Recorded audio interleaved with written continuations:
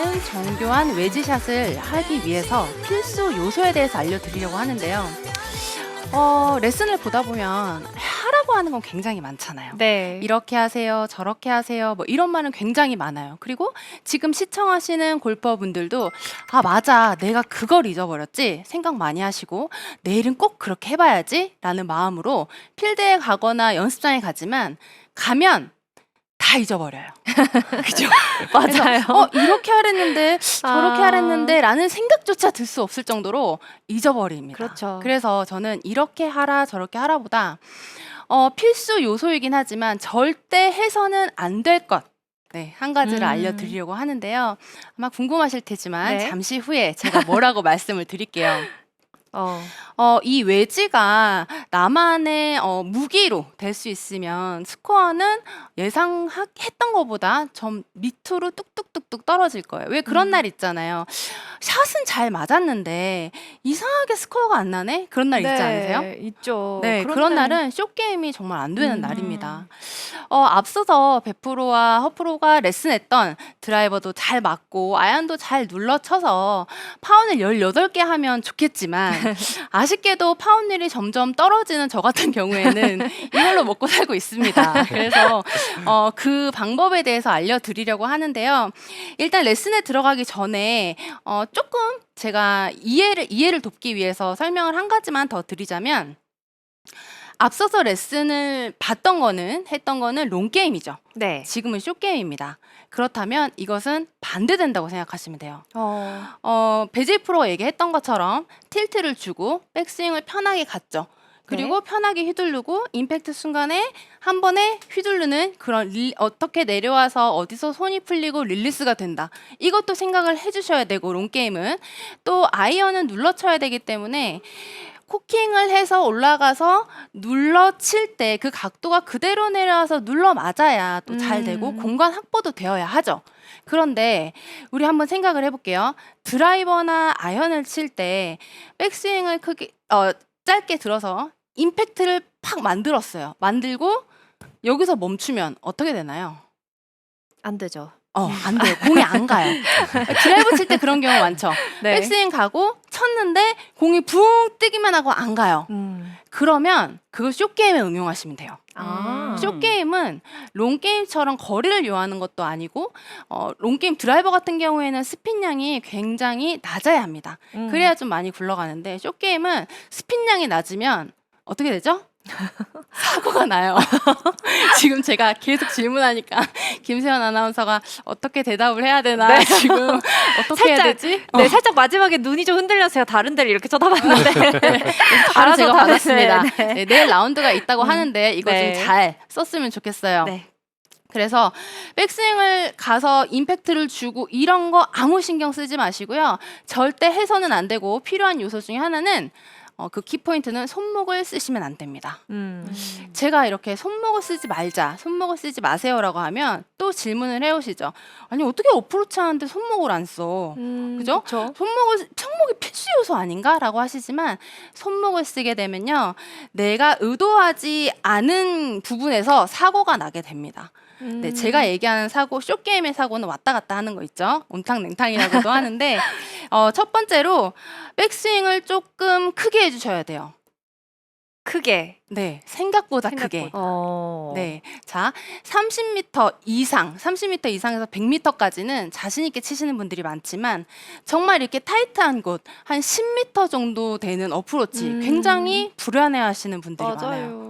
네, 이런 어프로치에서 불안하다. 저는 10분 중에 9분은 다 퍼터 잡으시더라고요. 네. 그래서 이게 프린지에 공이 그린에 가깝게 있으면 퍼터도 괜찮지만 내가 있는 공에서 그린까지 5m는 잔디고 페어웨이고 또 5m는 그린이에요. 그럼 퍼터하기가 너무 애매하잖아요. 맞아요. 네, 그럴 때는 어쩔 수 없이 웨지를 들어야 되는데, 자, 10m 어프로치를 할 때 많은 분들이 어떻게 하시냐면, 자, 이제 많이 우리 시청을 하셨잖아요. 아카데미 시청하셔서 공을 오른발에 두고 왼발에 체중을 두는 것까지는 다 하시죠.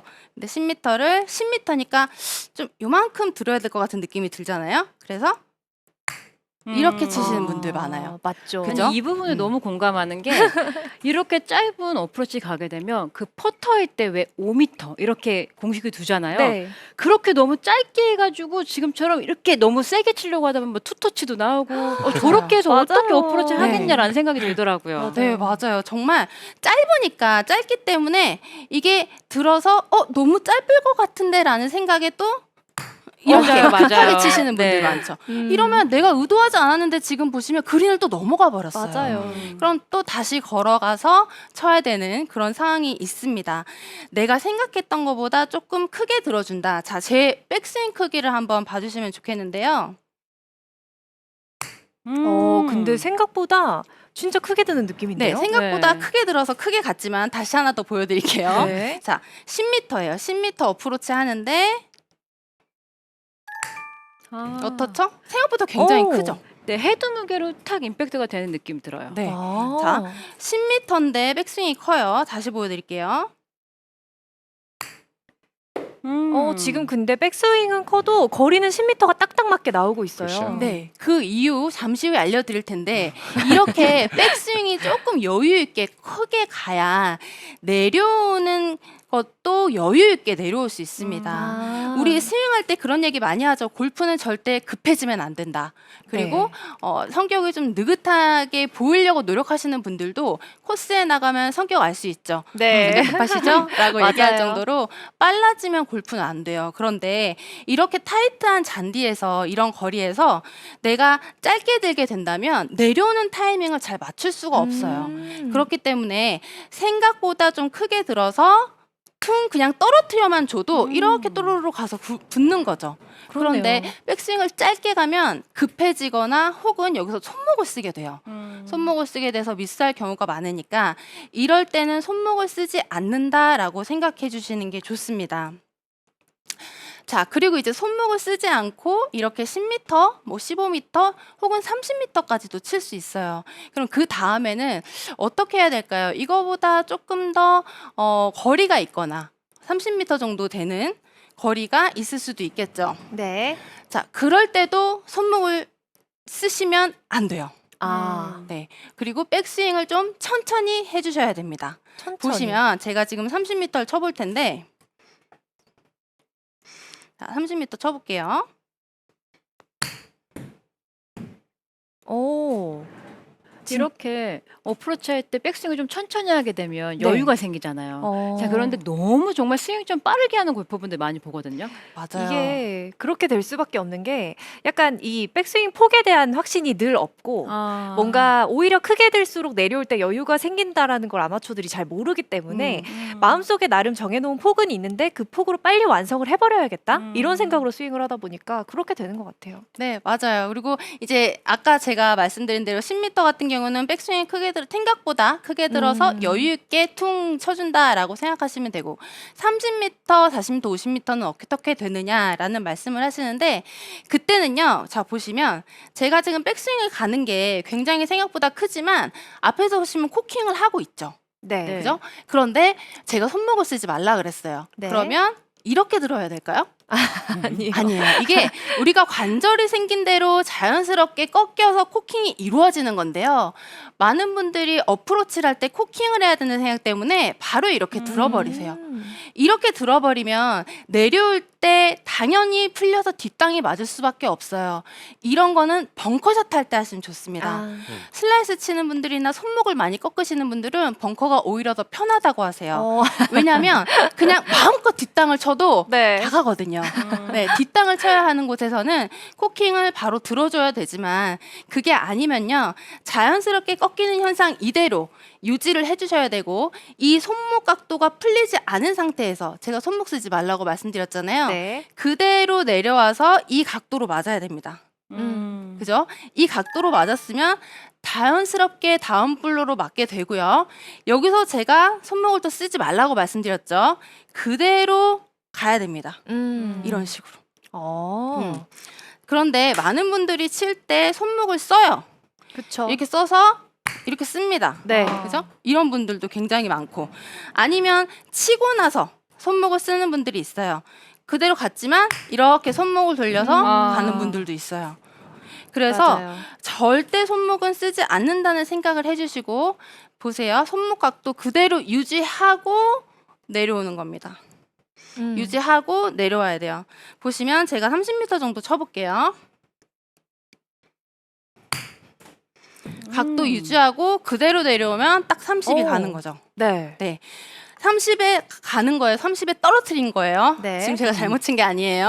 네, 30이 가는 거고 제가 더 큰 샷을 보여드리지 못하는 이유는 더 큰 샷도 마찬가지예요. 근데 아까 제가 리허설 때 큰 샷을 했는데 위에 조명을 깰 뻔했거든요. 저는 그 정도의 여력이 없기 때문에 큰 샷은 연습장에서 한번 해보시고 자, 두 번째로 여기서 맞았죠. 맞은 다음에 아까 제가 은연중에 말씀드렸는데 임팩 이후에도 손목에 릴리스가 되면 안 됩니다. 왜 그러냐면요.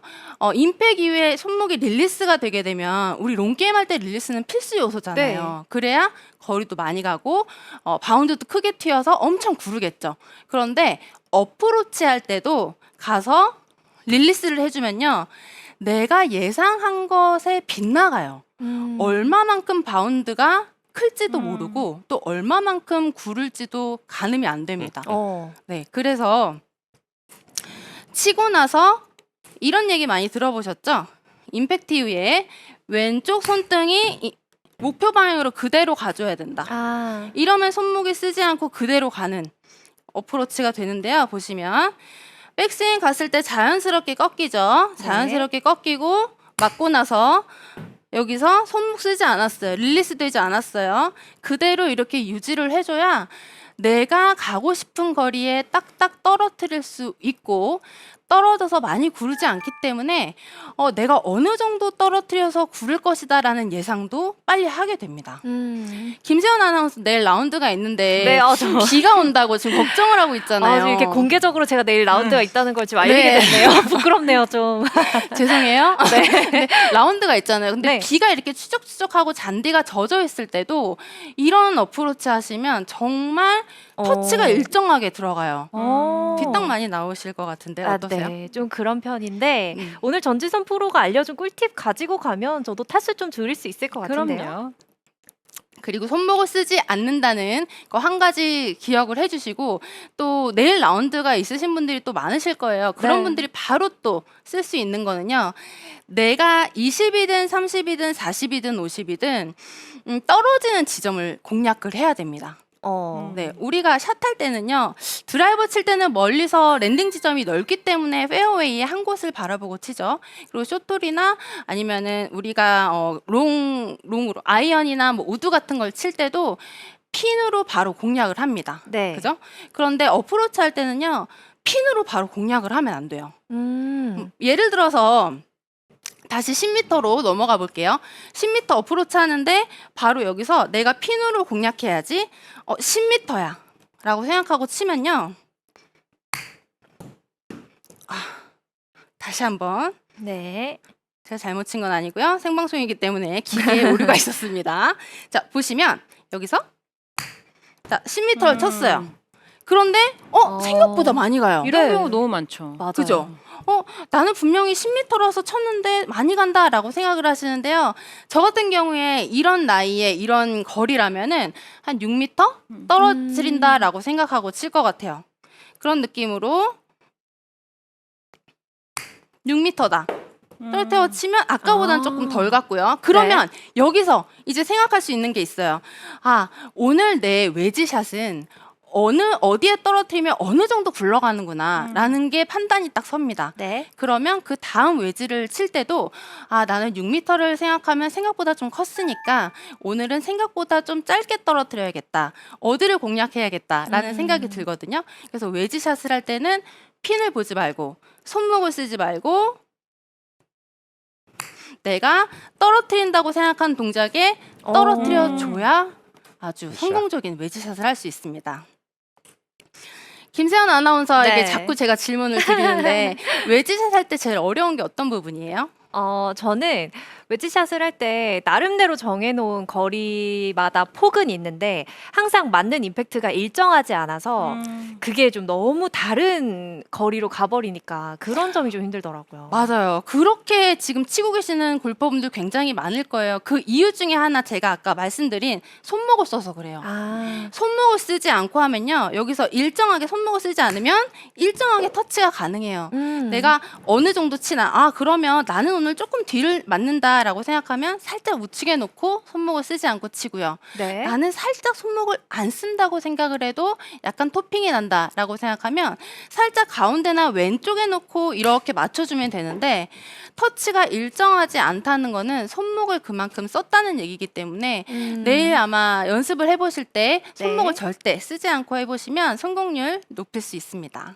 네. 아마 왜 나는 이 정도 폭을 똑같이 들었는데 가는 거리가 매번 다르지 하셨던 분들 혹시 손목을 쓰고 계시진 않았는지 체크를 해보셔야 될 것 같습니다. 지금 생방송 함께 보시는 시청자분들도 질문이 굉장히 많으신 것 같아요. 많이 올라왔는데 한 개 소화를 해보겠습니다. 더폼 피싱님의 질문입니다. 보통 거리에 따라 스윙 크기를 정하는데 백스윙이 커지면 속도 조절도 해야 하나요? 라고 물어봐 주셨어요. 거리에 따라 이렇게 백스윙이- 스윙 폭으로 조절을 하는데 네. 커지면 속도도 똑같이 조절을 해야 되는지. 이거는 올라간 속도 그대로 내려오세요라고 말씀을 드리고 싶지만 상황에 따라 달라요. 네, 오르막이 될 수도 있고 내리막이 될 수도 있잖아요. 그런데 내가 생각했던 것보다 조금 여유 있게 들게 되면 급해지진 않습니다. 이 내려오는 게 올라갔던 것보다 천천히 내려오는 것도 괜찮지만 무조건 급해지는 것은 안 돼요. 올라가는 것보다 가속이 되면 안 된다라는 것만 신경 써주시고 스윙을 해주시면 좋을 것 같습니다. 네, 이렇게 전지선 프로가 더욱더 정교한 웨지샷을 위한 포인트들 알려드렸는데요. 잘 기억하셔서 거리도 방향도 정확한 웨지샷 만들어 보시길 바라겠습니다.